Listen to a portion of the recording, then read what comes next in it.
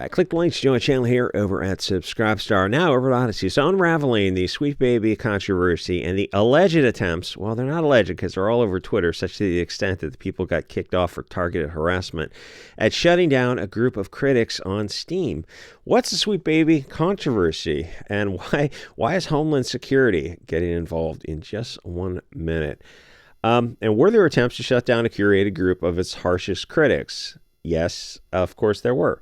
So the narrative development, this is a toxic SJW, race-swapping, anti-white, anti-Christian, anti-nationalist, just a bunch of, globalist useful idiots funded by Larry Fink at BlackRock, or tied into the, diversity, inclusion, equity push from these the deepest pockets on Earth to push this narrative, this globalist narrative in games. And so these people came up with a list of games that Sweet Baby was involved in, so that the people who were going to play the games knew that they didn't have to waste their time with Sweet Baby games, because it was all SJW woke nonsense.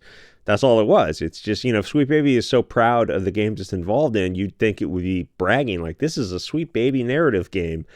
But, most normal people don't want all that kind of diversity and feminism. That's all cancer to us, to normal people.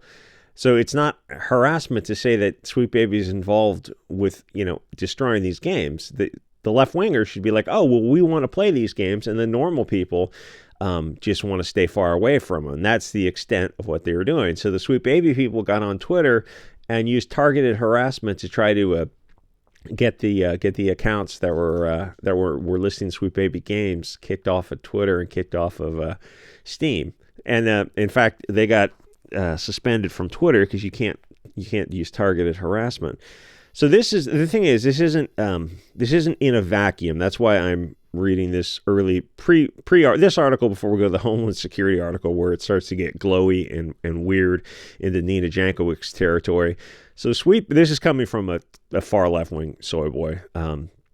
You can look at his other articles. He looks exactly like you expect, but the Asian variety. So a narrative development, that means toxic globalist SJW themes, fostering diversity, cancer, in the gaming industry. They collaborate to infuse diversity into characters. Well, yeah, okay, the buyer, the player of the games doesn't want those diversity and feminism in games. That's their choice. Naturally, people who think merely existing as anything other than cis, hetero, European male is automatically political. See, this is what I mean, is it's not arising in a vacuum. These people, we get that you're anti-white, you're anti-heterosexual, you're misandrist, you're anti-normalcy. That's what I mean, is it's not in a vacuum. We don't want to have any whatever these soy boys and cat ladies are for. We're against that.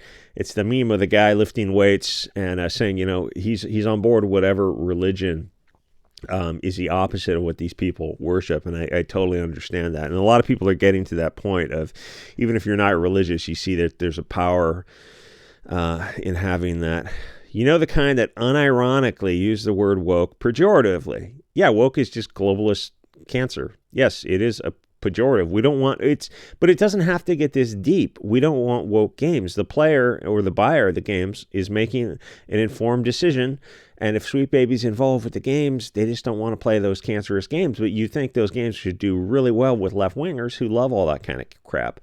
So Spider-Man and God of War and a bunch of other games.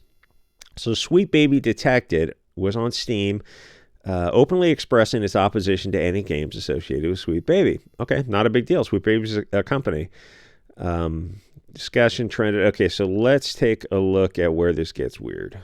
Oh, but first, keep in mind, so the Sweet Baby list is people just listing a company that Sweet Baby is ruining these games. And I don't know if you remember the Harry Potter games that came out a couple months ago. And these nut jobs had a list of like Twitch streamers who were playing that game. I guess Twitch, they play video games online and whatnot. And they go, oh, it seems kind of similar, except Sweet Baby's a corporation, a jural entity, where these are individuals who are playing the Harry Potter game, and these far left-wing nut jobs were going to go harass the individuals. Oh, it seems like the leftists are in the wrong here. Okay, so this website is going into the government-funded nonprofit defends Sweet Baby Incorporated. This is actually a really small font. I don't know if I can. Oh, hold on. Let me. Okay, so American tax dollars are now going to defending Sweet Baby in the wake of backlash to an employee's harassment campaign against the Steam user. Take This is a mental health-oriented nonprofit that emphasizes the unique needs of the game development community and embraces the diverse cultures and issues of the game community. This, what they're going to do with games and artificial intelligence and these glow ops is going to get to the point where you're better off not being involved in games at all, because these like Matrix Nina Jankowicz types are just pure evil, and what they can do to manipulate a narrative with AI is very close. So in the recent post by Take This, the organization labeled the backlash Sweet Baby is facing as Gamergate 2. So Gamergate 1, I think Zoe Quinn is some kind of filthy whore that slept with a dozen guys to get good reviews for her stupid video game, Depression Quest, in 2013 or something. Really, that is some mediocre. Do not settle for mediocre pussy. Blaming the lion's share of harassment on gamers despite the initial harassment coming from the Sweet Baby employees. Department of Homeland Security funded Take This. Gosh, that's a good use of our tax dollars. And somehow Canada is also involved. They're I don't know, equivalent to the Department of Homeland Security. Document demanding that game companies denounce Gamergate 2.0. Hate, harassment, and toxic behavior have no place in games. Well, we're going to disagree with you on that concept and also on the definition of those terms. This is just Orwellian 1984 stuff, but taking direct targeted action in a timely manner, we can mitigate further harm to talented, dedicated folks in games and can help prevent additional reoccurrences of these harmful events. What do they say? It's like you've never played Call of Duty in the 90s or something? Well, neither did I, but I've heard that things were a little bit spicy. Maybe the government should just stay out of video games in toto. Maybe video games should just be left alone. Maybe the government doesn't need to be involved in every aspect of our life. And left-wingers on, no. We need to get rid of hate speech in games. You could just not play the games, or you just filter those users out of these Discord calls.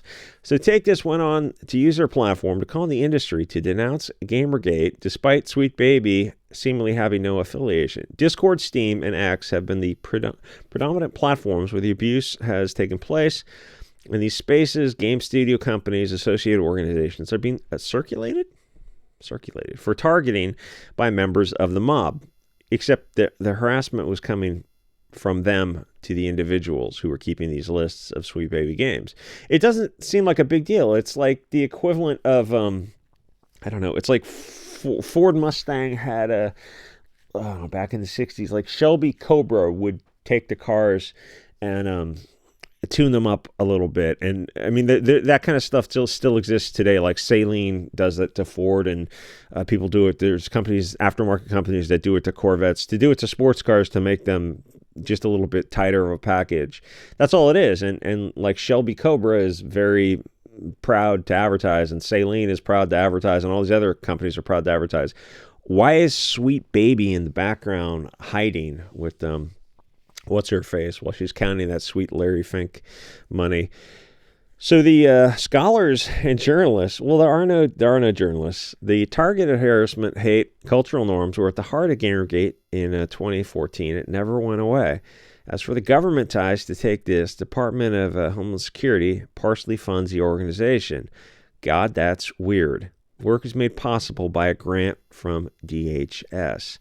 Well, if your tax dollars are going to this, then they're taking too much in tax dollars. Earlier this month, we reported on the Sweet Baby detected Steam curator, which informs users if Sweet Baby has been involved with the game. That doesn't seem like that should be a big deal, but Sweet Baby is like, oh no, we've been found out. Oh no, we're not associated. Don't name us. It's like, why wouldn't you be proud to be associated with these games? You're telling left wingers that this is a game that will appeal to the left and to the right wingers and just normal people who are not mentally ill. It's not a game for them. But for some wacky reason, they don't want you to know what they've been involved with.